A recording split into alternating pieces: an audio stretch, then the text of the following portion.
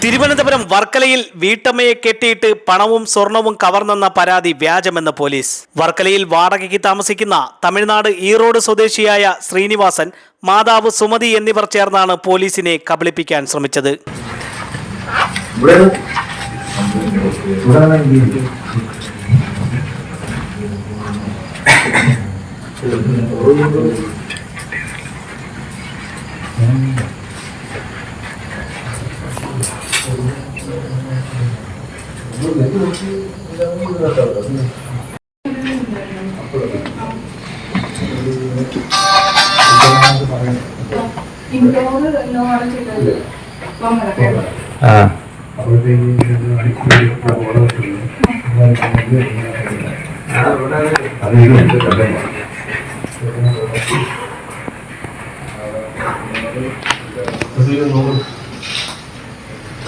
Varkala SHO Praveen ജയസിന്റെ നേതൃത്വത്തിൽ നടത്തിയ അന്വേഷണത്തിലാണ് മകന്റെയും അമ്മയുടെയും മോഷണ നാടകം പൊളിഞ്ഞത്.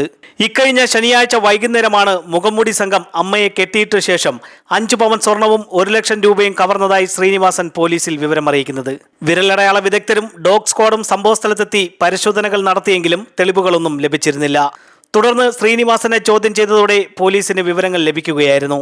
ഭാര്യയുടെ ബന്ധുവിന്റെ വിവാഹത്തിന് നൽകാനായി അലമാരയിൽ സൂക്ഷിച്ചിരുന്ന സ്വർണമാണ് ബന്ധുവിന് നൽകുന്നത് ഇഷ്ടമില്ലാതിരുന്ന ശ്രീനിവാസനും അമ്മയും ചേർന്ന് മാറ്റുകയും മോഷണകഥ മെനയുകയുമായിരുന്നു.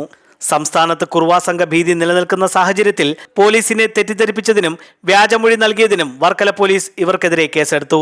News diary Keralam, Varkala. പ്രശസ്ത കമ്പനികളുടെ മൊബൈൽ ഫോണുകളും ബ്രാൻഡഡ് ആക്സസറീസുമായി മൊബൈൽ വേൾഡ്. അത്യാധുനിക മെഷീൻസിന്റെ സഹായത്തോടു കൂടിയുള്ള ലൈവ് സർവീസിംഗ്. കസ്റ്റമേഴ്സിനെ കാത്തിരിക്കുന്നത് മികച്ച ഓഫറുകളും ഡിസ്കൗണ്ടും. Mobile world, Varkala road, Kallambalam.